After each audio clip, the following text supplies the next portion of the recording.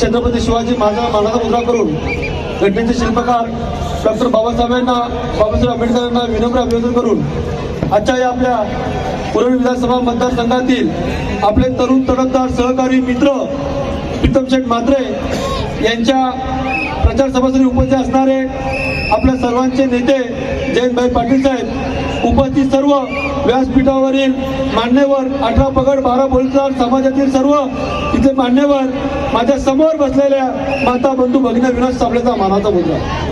अगदी थोडक्यातच घेतो भाई, कारण भाईंचं भाषण आम्हाला सुद्धा ऐकायचं आहे. खऱ्या अर्थाने या भारतीय जनता पार्टीने या महाराष्ट्रामध्ये कधी नव्हे तो जातीमध्ये तेढ निर्माण केलेला आहे.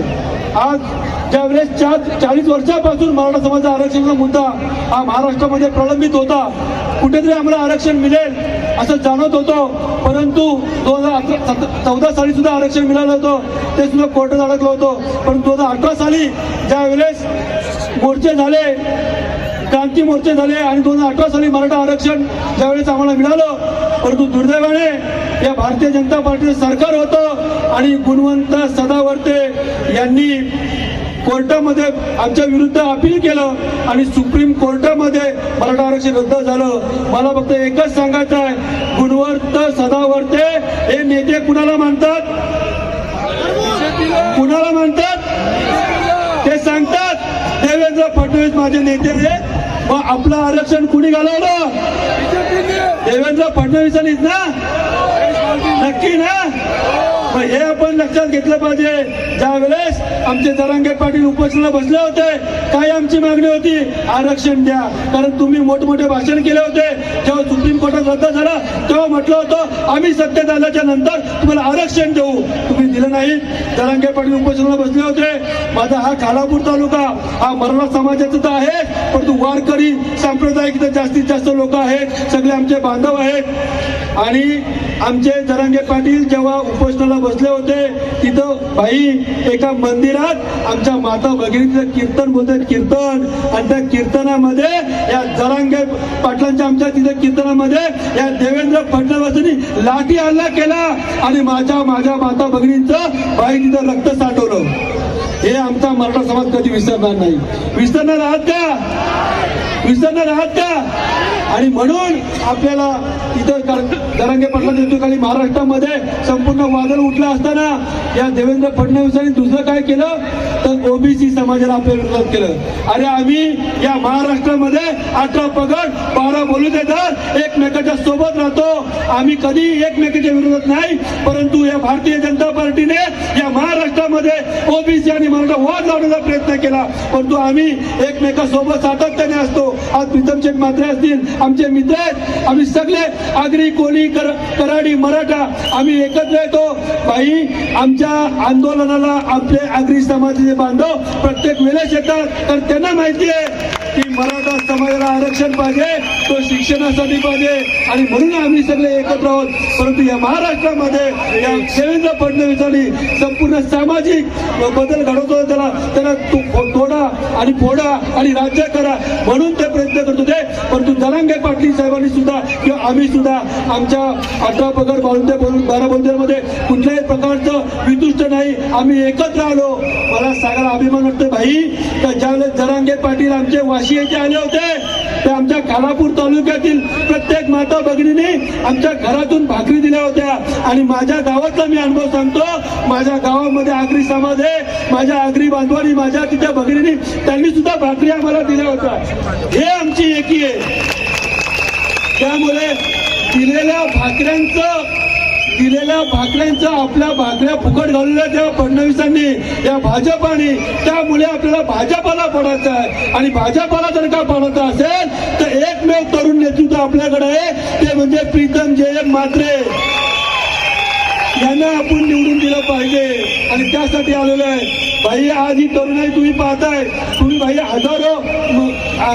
हजारो ठिकाणी तुम्ही जाताय, हजारो तुम्ही असे मेळावे बघितले असतील, पण आज एवढी जी तरुणाई आहे ना, ती प्रीतम म्हात्रेसाठी आलेली आहे. आज हा तरुणांचा उत्साह आहे. जाता जाता एवढंच सांगेल की औद्योगिक क्षेत्रात आणि या तरुणांना नोकरी मिळावी. इथेच एक भाषण झालं होतं 4 दिवसापूर्वी. बाई तसेच आता गोपाल पाटील साहेब बोलले की आमच्या समाजात काही गद्दार असतात, तसेच आमच्या समाजात सुद्धा आहे. आपण जातीपातीचं करत नाही, पण इथेच भाजपाचा तालुका अध्यक्ष प्रवीण मोरे यांनी सांगितलं होतं, अरे जे मारवाड्यांनी नाही केलं ते मराठ्यांनी केलं. काय केलं? का आमच्या मराठा होता? आम्ही मराठा म्हणून नाही, इथं प्रीतम म्हात्रेंचे मित्र म्हणून आलो. पण तुम्ही मराठ्यांना इथं मध्ये का ओढलात? म्हणजे भाजपाचे देवेंद्र फडणवीसांना मराठ्यांचा राग आहे, पण इथं प्रवीण मोरे मराठा आहे, त्यांना पण मराठ्यांचा राग आहे का हे विचारण्यासाठी मी इथं आलेलो आहे. भाई हे जे आहेत ना आमच्या मध्ये पण 10-15% आहेत ना, हे पक्षाचे लाचार आहेत. तो कॉन्ट्रॅक्टर आहे, तो कुठल्याही मोर्चामध्ये नसतो. माझ्या कुठलाही बंधू भगिनी विचारा, प्रवीण मोरे कधीही कुठल्या मोर्चात नसतो, परंतु त्याला 5-50 कोटीची कामं मिळतात आणि त्यासाठी तो जर का मराठा समाजात द्रोह करत असेल तर अशा लोकांना आमची लोक सुद्धा त्यावेळेस मला भरपूर फोन आले, आपण जा विचारू. म्हटलं त्याची एवढी लायकी पण नाही, आपण जा विचारण्यासाठी त्याची एवढी लायकी पण नाही, फक्त उत्तर देणं गरजेचं होतं. म्हणून बोलतोय आम्ही कुठल्याही जाती धर्माच्या विरोधात नाही, पण आमच्या समाजाचं कोण बोलेल तर जसा लोकसभेमध्ये मराठा समाजाने धडा शिकवला ना, तोच धडा विधानसभेमध्ये सुद्धा शिकवेल. कारण आमच्या नादी लागू नका. जाता जाता फक्त एकच सांगतो, या उरण म्हणजे खानापूर तालुका आता उरण मध्ये आहे, इथली एक परंपरा आहे भाई. कारण भगवान श्रीकृष्ण यांनी सांगितलेल्या गीतामध्ये परिवर्तन संसाधन नियम आहे, त्यामुळे सातत्याने इथले आम्ही परिवर्तन करतो. जो काम करताना बाजूला ठेवतो, त्यामुळे आता 3 आमदारांमध्ये 3 उमेदवार फाईट आहे. दोन्ही आमदार यावेळेस झालेले आहेत. तिसरा आमदार 2024चा आमदार प्रीतम म्हात्रे हे असतील, त्यासाठी आम्ही इथं आलेलो आहे. अजून एक आपण अर्धा मिनिटं घेतो भाई फक्त. आता हे लोकांना प्रीतम म्हात्रेच्या विरुद्ध बोलायला कुठलीच संधी नाही. एक जण सांगतोय की प्रीतम म्हात्रेला मतदार खाण्यासाठी उभा केलाय, दुसरे सांगतात अरे ते प्रिन्स आहेत हौशीसाठी उभे राहिले.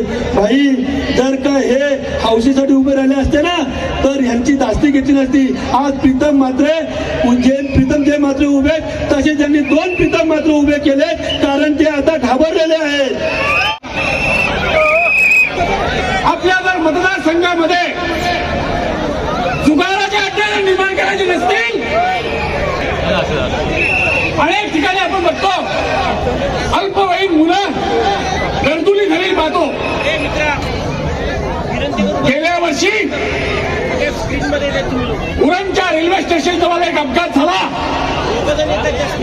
तो अपघात भाजपच्या कार्यकर्त्याच्या मुलांनी गर्दुल्यांनी तो अपघात केला. रणहित बेजबाबदारीनं 3 माणसं मारली. त्यांना सोडवण्याचं काम, तिथल्या पोलीस प्रशासनाला अडचण आणण्याचं काम या महेश बालदीने केलं.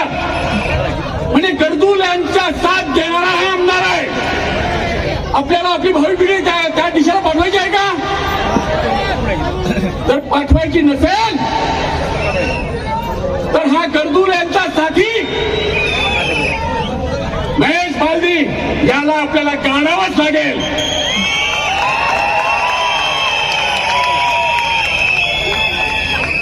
आपली स्पर्धा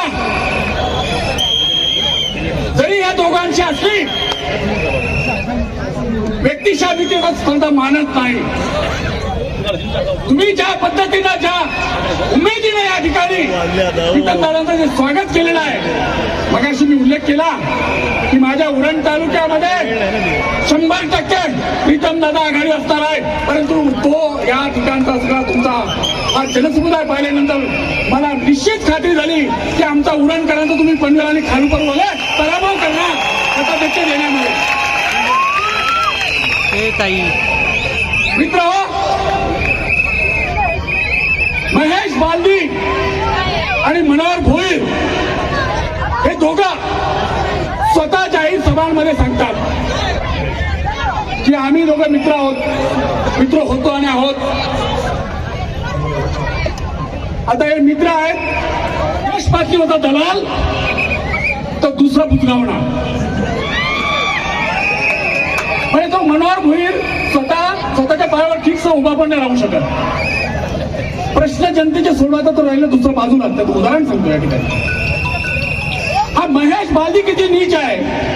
आणि हा मनोहर भोईर किती कुचकाम आहे हे मी नाही बोलत, या ठिकाणी बोलतोय.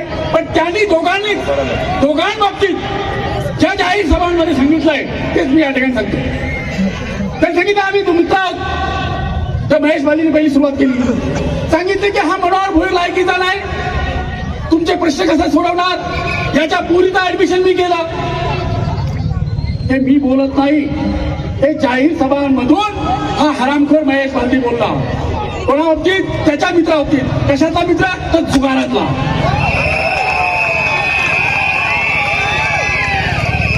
की त्याच्या मुलीचं ऍडमिशन मला करावं लागतंय, हा काय लायकीचा आहे. त्याच्या दुसऱ्या दिवशी मनोहर भोईरने नसलेली ताकद दाखवून हा म्हणून त्या ठिकाणी बोलण्याचा प्रयत्न केला. मग केलास तर काय झाला? कमिशन घेतलास.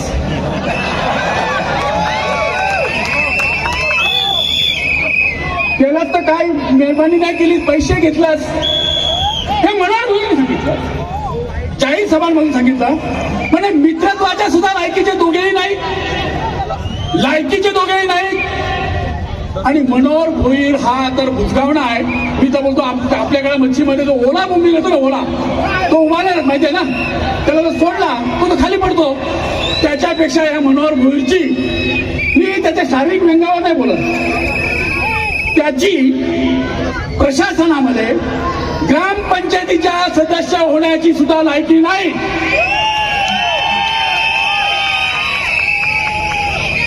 जैन भाई, मी आपली माफी मागतो.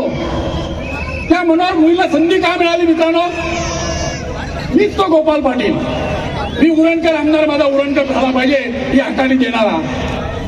दुसऱ्या वेळेला मला लोकांनी दोष दिला की गोपाल पाटील तुम्हालाच उरणचा आमदार पाहिजे होता, नाही तर विवेक पाटील पडणं शक्य नव्हतं.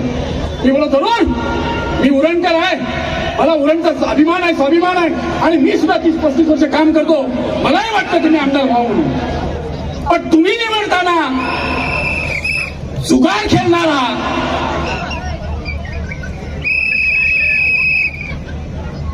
रात्रभर जुगार खेळणारा आणि सकाळी 11 वाजता उठणारा माणूस नेमला, तुम्ही निवडला, त्याच्यात माझा काय दोष? फरक लक्षात घ्या. प्रीतम मात्र आपला सुशिक्षित आणि अतिशय सौम्यपणे सगळ्यांना आदर करून करणारा, 2 वेळा पनवेलमध्ये नगरसेवक निवडून आला विरोधी पक्ष नेता म्हणून. आणि जे मात्रे हे आज या ठिकाणी व्यासपीठ आहे, ते नगराध्यक्ष सुद्धा होते, परंतु अतिशय इथल्या समस्त समाजाच्या उपयोगी पडणारा आणि कुणालाही कुणाच्या एकाच्या येता दुसऱ्याला न सांगणारा, अतिशय दान केलं किंवा मदत केली त्याचा कधीही गाजावाजा त्यांनी केला नाही. त्यांचा तो चिरंजीव आहे. आजच्या घडीला त्यांच्याकडे, त्यांना आवश्यक आहे तेवढे पैसे त्यांच्याकडे आहेत. आमदार बनल्यावर त्यांना कमिशन खाऊन जनतेकडे दुर्लक्ष करणार नाही असं मला ठामपणे वाटतं.